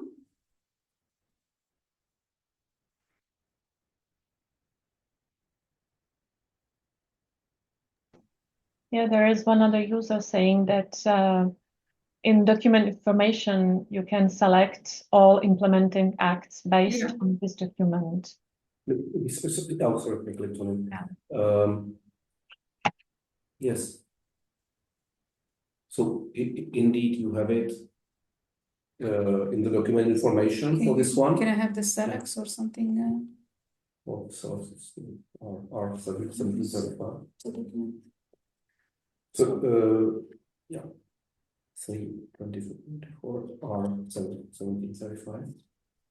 So if you go to, pokud tady teda se dostanete do těch informací o dokumentu, tak můžete tady vlastně v té prostřední části můžete si vybrat všechny dokumenty založené na tomto dokumentu, což znamená teda, že to jsou vlastně všechny prováděcí předpisy a pak budete mít vlastně výsledek vyhledávání, který si můžete uložit, nebo naopak můžete si všechny právní základy, tady máte prováděcí akty a tak dále. Takže můžete vlastně podle toho to filtrovat a potom samozřejmě ta příslušná ustanovení, která jsou prováděna, citovaná, máte potom se dál. Tady máte teda shodou okolností taky ty rozsudky, které nebo ne rozsudky, ale spíš soudní řízení, pokud to správně vidím, která probíhala ohledně toho ustanovení. Takže vlastně z těch informací o dokumentu, kde se dostanete ke všem metadatům, toho konkrétního předpisu si pak můžete vlastně odfiltrovat to, co potřebujete, anebo si máte i vlastně přednastavená vyhledávání pro to, aby jste si mohli zase to uložit nebo s tím nějak dál pracovat. So you find it already, you can launch it for the document information. Yeah. Okay, thank you. And I have another question. Could you please explain the internal procedure for the publication and dissemination of translations of Commission regulatory proposals or the Commission's communications? Are there any deadlines in place? Sometimes the translation is published within a few weeks, but it can also take several months. Why is that? Okay, for the translation, we are not responsible. We wait for the translation of from the Commission. So sometimes there are some COM documents we publish first in English, and then the other languages follow. But usually it's 1 week. But this is we have no control on this. Okay, There's no control. It depends. We receive it and we publish. And EUR-Lex published. Yeah. Okay, thank you. So I don't know if there are other questions because I see there are 11:50. I would like to give the word to Jakub for to talk about the summaries, and I don't know if there's anything left for consolidation. Okay, thank you. Já ještě budu chvilku sdílet obrazovku a už to dám fakt expresně. Jenom jsem chtěl ukázat ještě teda jednu věc, protože to byla taky otázka před seminářem. Jak se, pardon, ještě tohoto zmenším nějak.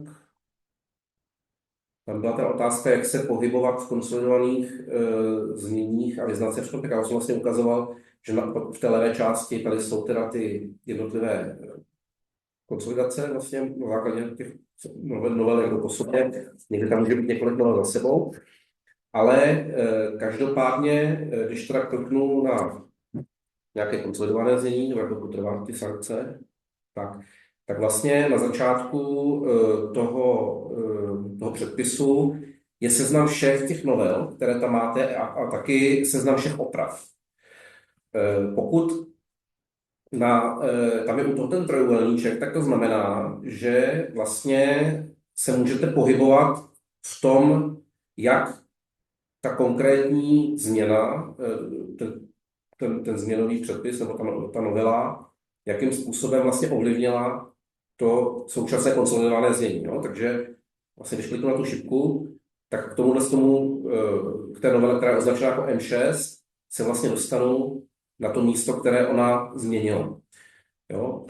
Když tam je to kolečko, tak to znamená, že už vlastně na žádném dalším místě nic dalšího není. Pokud budu v nějaké větší novele, tak tam vlastně můžu skákat mezi těmi jednotlivými případy, kde ta novela byla změněna. Naopak, pokud mám tu optiku toho, že to čtu, tak vlastně vidím, v kterém časovém rámci každé to ustanovení bylo změněné. Jo? Něco je starší, něco je novější a vlastně, když jenom na to najdete vyšší, tak tam vidíte i tu celek referenci toho konkrétního předpisu, takže vidíte, že třeba tohleto ustanovení bylo naposledy změněné tím nařízením z roku 2023, tohle to bude 2022, pak když zase se sjedete na něco novějšího, tak tam možná bude něco letošního, nebo loňského teda, pardon. Takže tady máte 2025.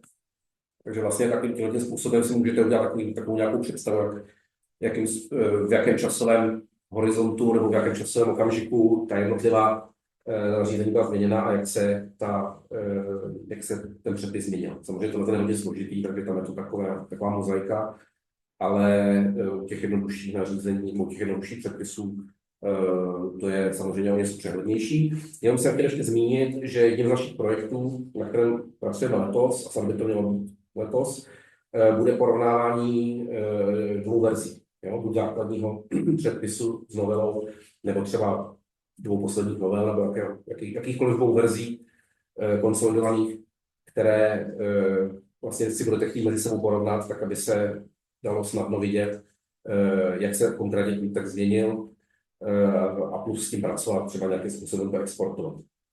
Na poslední, kterou jsem chtěl zmínit u konsolidace, je, že ta včasnost konsolidace je samozřejmě něco, na čem taky hodně záleží. A z vašich otázek, které jsme dostali během a i před seminářem, je samozřejmě znát, že to potřebujete včas. Takže jedna z otázek, která taky byla, jakým způsobem se určují priority, nebo jakým způsobem se vlastně z čeho vyplývají ta data a jak by se mělo postupovat, pokud ta konsolidace ještě není hotová.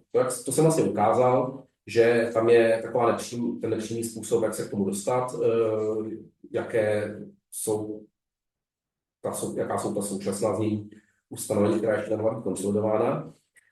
Každopádně pro nás je velmi důležitý feedback. Jo? Pro nás je důležité, abychom od vás třeba dostali to, co se tady dostalo od pana kolegy, třeba ta odlesňovací směrnice nebo cokoliv dalšího, pokud naši klienti nebo uživatelé potřebují nějaký předpis dřív, tak je pro nás velmi důležité vidět, který to je. Proč? Protože pracujeme teď na tom, a to je něco, co vlastně se projeví během teď už několika týdnů, že začneme produkovat větší množství prioritních předpisů ke dni jejich účinnosti, což nebylo úplně pravidlo, nebo skoro vůbec se nám to nedařilo, ale teď jsme s naším kontraktorem a v rámci nového tendru se nám daří tu prioritu trochu zlepšovat. To znamená, že my musíme vlastně určit, které předpisy chceme publikovat už ke dni jejich účinnosti.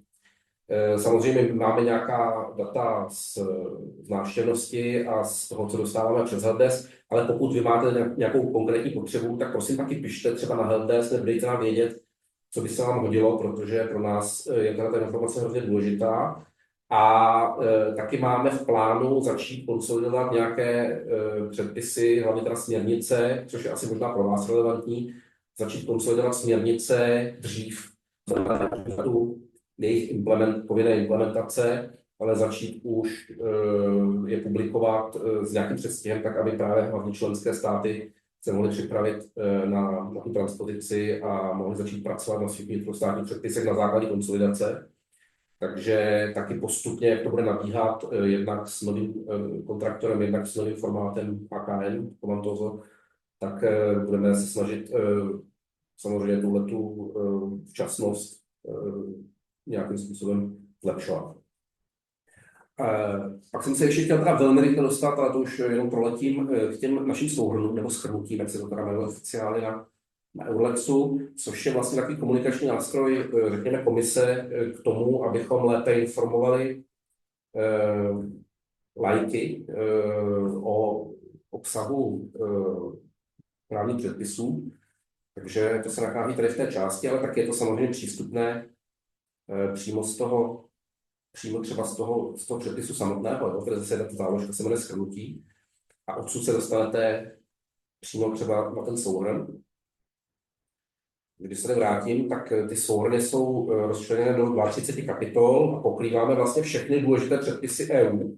Takže máme v současné době v platnosti asi 3000 souhrnů. Tady namátkou vyberou něco, třeba tady máme nějakou fytosanitární věc, třeba tady taková oblíbené řízení a oblíbená tematika našich uživatelů. Takže vlastně ten souhrn je 2 až 4 strany, řekněme, normostrany nějakého shrnutí, které je psané neodborným jazykem, tak aby bylo zřejmé, čeho se ten právní předpis týká. Důležité tam je jednak to, že tam jsou popsány ty vztahy k dřívějším předpisům, taky související dokumenty tam jsou, to znamená, že to může pomáhat třeba při nějaké analytické přípravě na legislativní činnost, protože se dostanete snadným způsobem k tomu, které předpisy se týkají buď přímo nebo nepřímo té konkrétní problematiky. Je tam, jsou popsané teda základní práva, povinnosti, jsou tam definice termínů a tak dále. Proč je to důležité? Jednak proto, že to využívají různé úřady, je to poměrně populární. My máme přes milion, jenom na EUR-Lexu máme přes milion návštěv měsíčně, Plus máme využívání přímo těch souborů ne přes ten frontend náš, ale přímo na stránkách dalších všech možných, jak soukromých, tak veřejných poskytovatelů právních informací nebo informací o politikách EU. Takže máme opravdu velké publikum.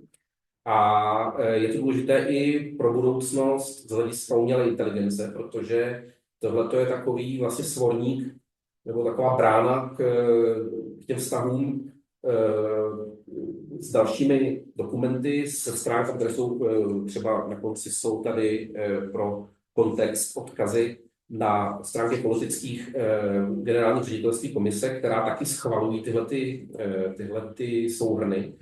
To znamená, že ty souhrny jsou jako hodně kontrolovaná a velmi pečlivě připravovaný text, připravovaný obsah.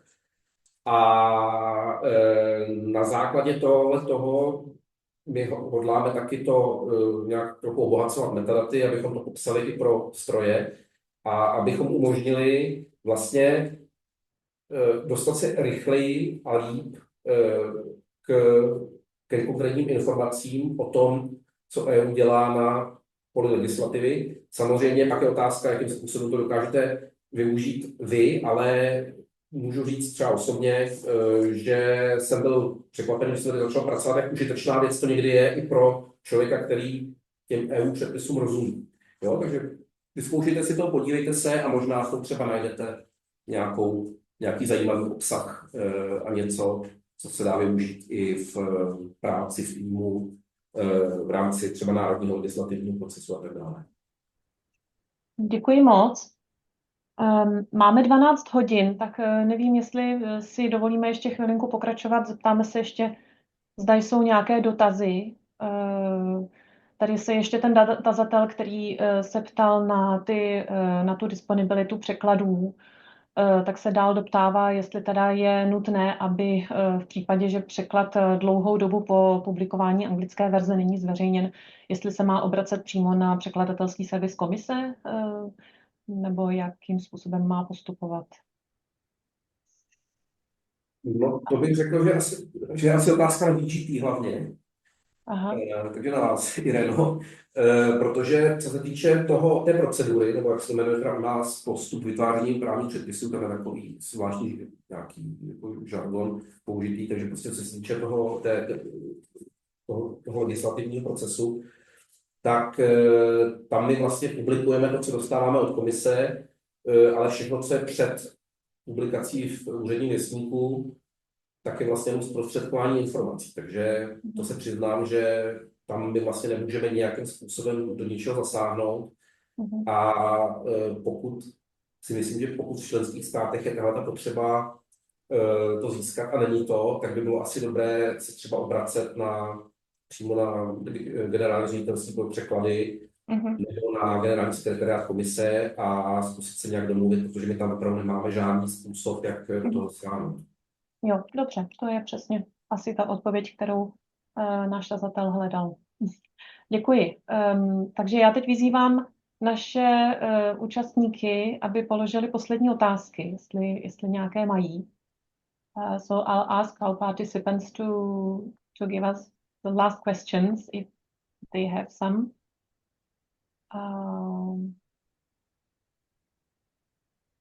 Currently there are no questions, no more questions. So maybe I'll ask for a conclusion. My partner Jiří Lenfeld, because I forgot to give him the floor in the beginning. So now maybe this is the moment for him to say a few words in conclusion. Please, Jiří. Takže já děkuji všem účastníkům and I would also express my sincere thanks to Valentina and Jakub for taking the time to be with us today. It was very useful for me. And